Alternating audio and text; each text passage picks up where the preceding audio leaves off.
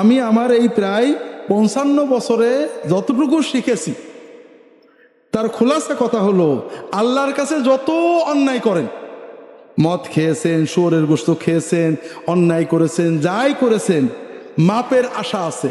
আল্লাহ মাপ চাইলে মাপ করবে, না চাইলেও করতে পারে। কথা বুঝতে পেরেছেন? আর একটা গুনাহ আল্লাহ মাপ না চাইলে মাপ করবে না, তওবা পুরো করলে সেটা হলো শিরকের গুনাহ। আর একটা গুনাহ আল্লাহ মাপ চাইলেও পুরো মাপ করবে না, সেটা হলো বান্দার হক, মানুষের ক্ষতি করেছেন। কথা বুঝতে পেরেছেন? এই জন্য ভাইরা, আপনার দ্বারা যেন কোনো মানুষের ক্ষতি না হয়। আমরা এখানে যারা আছি সবাই কিন্তু দুর্বল পার্টি। মানুষ খুন করা, মেরে ফেলা, জমি কেড়ে নেওয়ার ক্ষমতা আমাদের নেই, ঠিক না? কিন্তু আমরা কিছু অন্যায় করি খুব ভয়ঙ্কর। তার ভিতরে একটা হলো গীবত করি। কি করি? গীবত সত্য কথা না মিথ্যা কথা? আমি মাঝে মাঝে প্রশ্ন করি ঠগানোর জন্য, এটাও কিন্তু সেই জন্য। গীবত আসলে শতভাগ সত্য কথা। মিথ্যা হলে সেটা গীবত থাকে না, সেটার নাম হলো অপবাদ। মিথ্যা হলো অপবাদ। আল্লাহ রসুল সাল্লাল্লাহু আলাইহি ওয়াসাল্লাম বলছেন, আতাদরুন আমাল গীবা?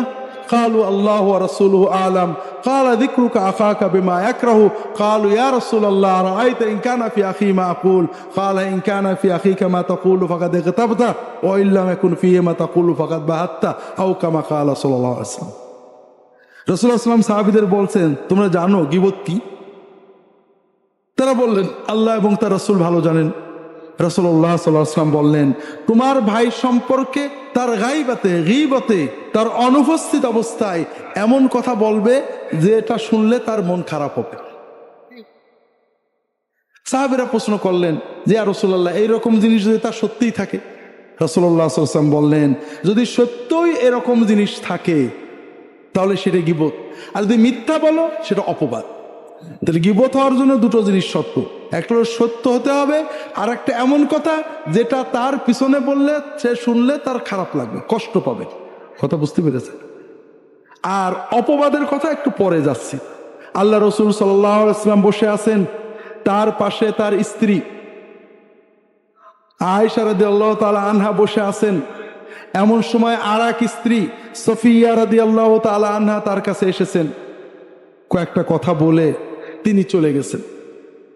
আয়েশা রাদিয়াল্লাহু তাআলা আনহা বলছেন, ইয়া রাসূলুল্লাহ হাসবুকা মিন সফিয়া কাযা ওয়া কাযা। তা আয়েশা রাদিয়াল্লাহু তাআলা বলছেন যে ইয়া রাসূলুল্লাহ, আপনার স্ত্রী সফিয়া, তার তো এই ত্রুটি আছে। কথা বোঝেননি? কথা বুঝতে পেরেছেন?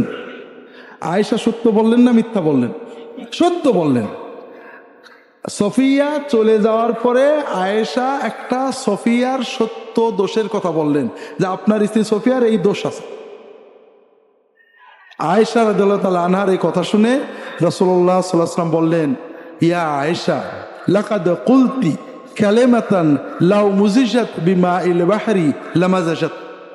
আয়েশা, তুমি এমন একটা কথা বললে, একটা বাক্য বললে, এই বাক্যের ভিতরে এত দুর্গন্ধ, এত ময়লা, এত নাপাকি, এত পাপ আছে যে সমুদ্রের পানিতে এটা ঠেলে দিলে, সমুদ্রের পানির ভিতরে এই বাক্যটা ফেলে দিলে পুরো সমুদ্রের পানি নাপাক হয়ে যায়।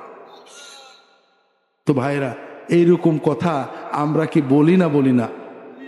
বছরে দু একটা।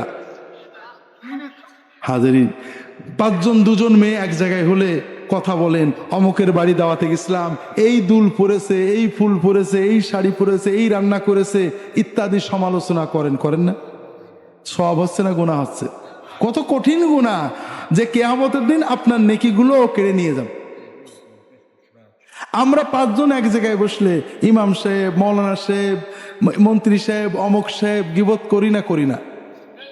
গুনাহ হচ্ছে না সওয়াব হচ্ছে? সবচেয়ে বড় মজা হলো ভাইরা, আমরা গীবত করি যাদের পছন্দ না করি, ঠিক না? যাদের মহব্বত করি সাধারণত গীবত করি না। কার গীবত করি?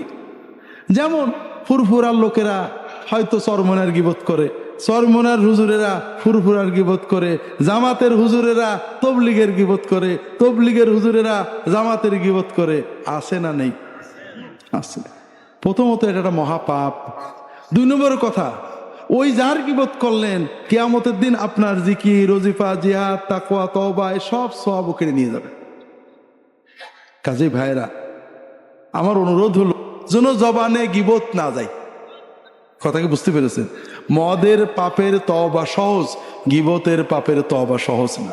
অনেক হাদিস আছে, লম্বা বলতে পারবো না। আমরা গীবতের চেয়েও বড় পাপ হলো মিথ্যা অপবাদ দেওয়া। কথা বোঝেননি? আর এটা আমরা দিই। আল্লাহ রাসূল সাল্লাল্লাহু আলাইহি ওয়াসাল্লাম বলছেন, মান ক্বালা ফি মুমিনিন মা লাইসা ফি আসকানাল্লাহু রাদগাতাল খাবালি হাত্তা ইয়াতিয়া বিমাখরাজিম মিন। যদি কেউ কোনো মুসলমানের ব্যাপারে এমন কথা বলে যেটা সত্য নয়, কিয়ামতের দিন জাহান্নামের মানুষদের রক্ত, পেশাব, পায়খানা, পুজ যেখানে জমা হবে সেই সাগরের ভিতরে আল্লাহ তাআলা ওই ব্যক্তিকে রেখে দিয়ে বলবেন, তুমি যে অমকের ব্যাপারে কথা বলেছিলে এই কথার দলিল দিয়ে এখান থেকে বেরোবা। ভাইরা, একটু সচেতন হন। আমরা কি না বলি, বিশেষ করে যারা ইসলামী আপনারা এখানে আছেন, এক দল আর এক দলের বলি ও হলো ইহুদি খ্রিস্টানের দালাল, ও হলো আমলিগের দালাল, ও হলো কি বলে বিএনপির দালাল, ও নাকি অমকের কাছে টাকা খায়, ও সৌদি আরবের টাকা খায়, ও ইন্ডিয়ার টাকা খায়, ও অমক দলে চলে গেছে। এই সব কথা বলি না বলি না? কিয়ামতের দিন আল্লাহ তাআলা আমাদেরকে বলবেন দলিল দিতে পারবেন তো?